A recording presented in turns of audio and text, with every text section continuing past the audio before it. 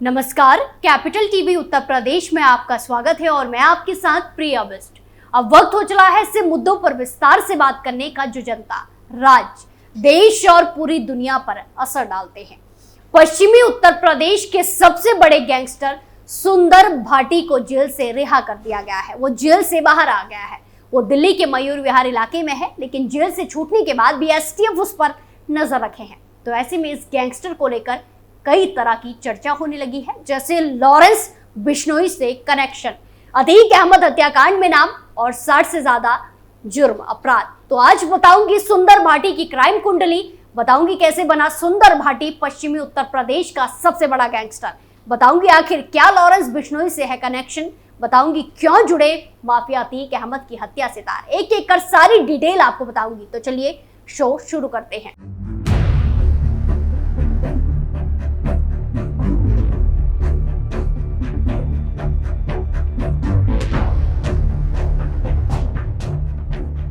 कौन है सुंदर भाटी, जेल से कैसे हुआ रिहा, गैंगस्टर का लॉरेंस कनेक्शन, पुलिस की बढ़ाई टेंशन। पश्चिमी उत्तर प्रदेश के सबसे बड़े गैंगस्टर सुंदर भाटी को सोनभद्र जेल से रिहा कर दिया गया है।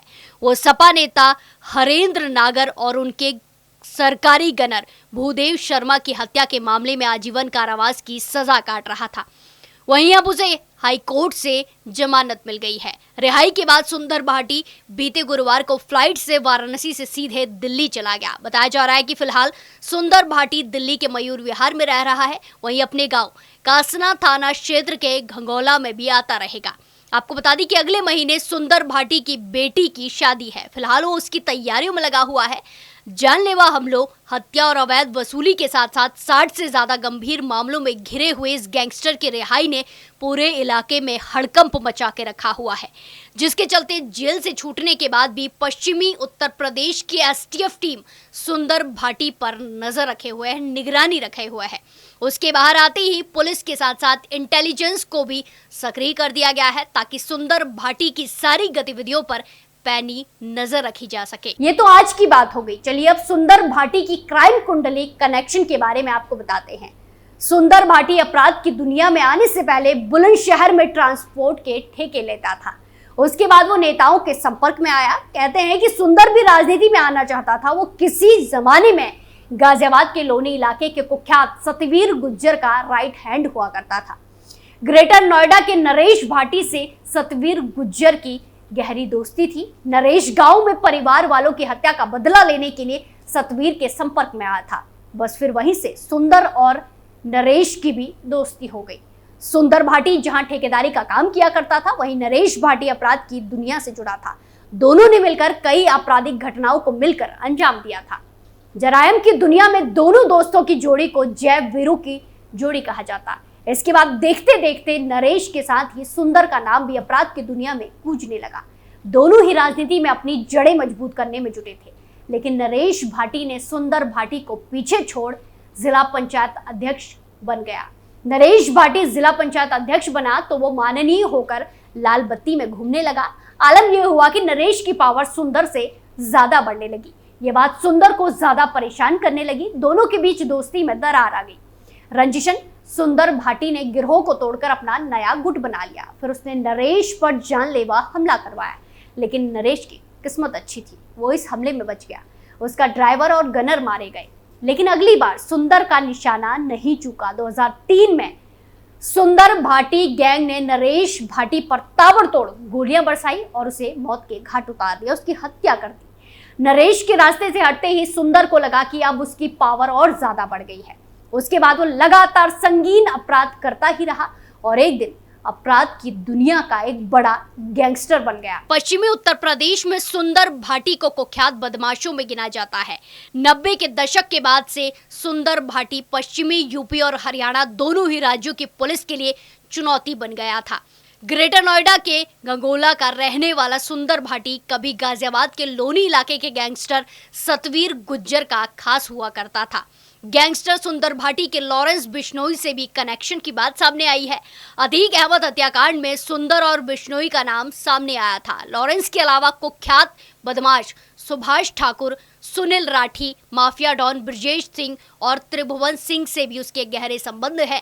सुंदर भाटी पर हत्या, अवैध वसूली, जानलेवा हमले के साथ साथ अन्य संगीन अपराधों में 60 से ज्यादा अधिक मुकदमे दर्ज हैं। वहीं लॉरेंस बिश्नोई के कनेक्शन की बात की जाए तो माना जाता है कि सुंदर भाटी की लॉरेंस बिश्नोई से अच्छी दोस्ती है। अतीक हत्याकांड की बात करें तो 15 अप्रैल को जब जिन 3 शूटर ने माफिया अतीक अहमद की हत्या और उसके भाई गैंगस्टर माफिया अशरफ की हत्या की थी गोलियों से भूनकर, उनमें से एक सुंदर भाटी के साथ हमीरपुर जेल में बंद रहा था।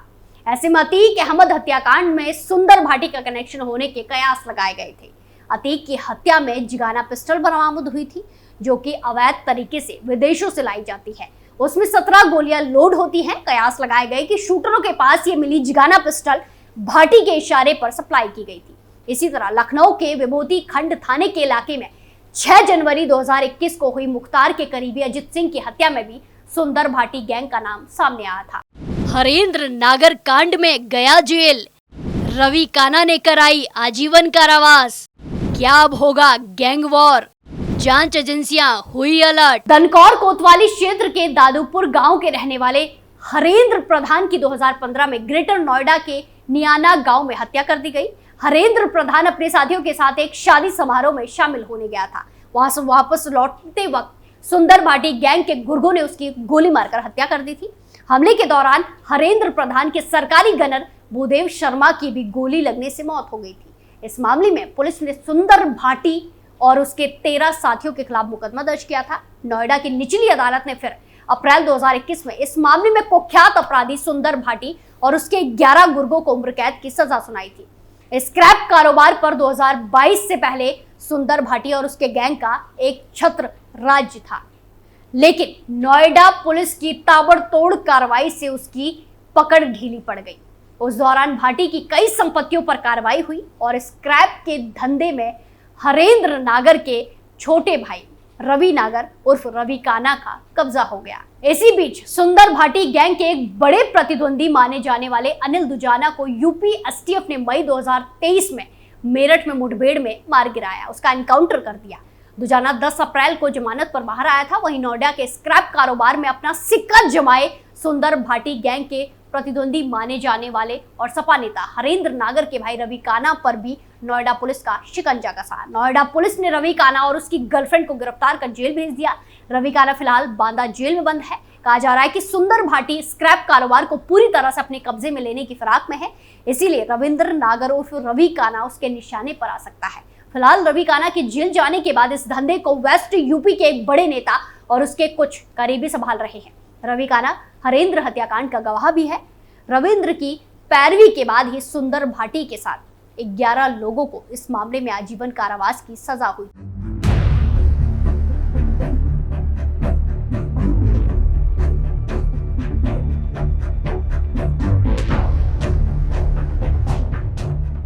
ऐसे में कुख्यात सुंदर भाटी के जेल से बाहर आने के बाद वर्चस्व और बदले की जंग तेज हो सकती है, गैंग वॉर हो सकता है, लेकिन अब उसे रिहाई मिल चुकी है तो ऐसे में गैंग वॉर होने की संभावनाएं हैं। गैंगस्टर सुंदर भाटी के जेल से रिहा होने की खबर से कमिश्नरेट पुलिस अलर्ट मोड पर आ गई है। पुलिस उस पर दर्ज मुकदमों और कार्रवाई पर फिर से समीक्षा कर रही है ताकि उस पर नकेल कसी जा सके। हालांकि पुलिस खुद को ऐसा दिखा रही है कि एक प्रक्रिया है, जमानत के बाद अपराधी बाहर आते हैं। वही सुंदर भाटी, रवि काना और अन्य अपराधियों के गिरोह में गैंगस्टर की संभावनाओं को लेकर भी पुलिस अलर्ट हो गई है। स्थानीय पुलिस के साथ भी खुफिया इकाई भी सतर्क हो गई है, वो इनपुट जुटाने में जुटी है। इस पूरे मामले में आपकी क्या राय है, कमेंट कर जरूर बताएं। स्पेशल स्टोरी में आज के लिए इतना ही, फिर पेश होंगे नए मुद्दे के साथ। बाकी तमाम खबरों के लिए देखते रहिए कैपिटल टीवी उत्तर प्रदेश। नमस्कार।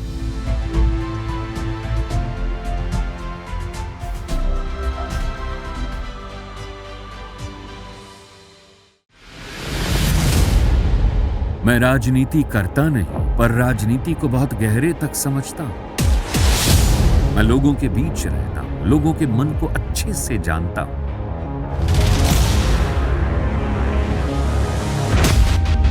पब्लिक और पॉलिटिक्स की हर नब्ज को खूब पहचानता हूं। संघर्ष की सियासत से सत्ता के सिंहासन तक मैं हर खबर से खरा सच निकालता हूं। ना कोई दौड़, ना कोई race. Capital T, Uttar Pradesh.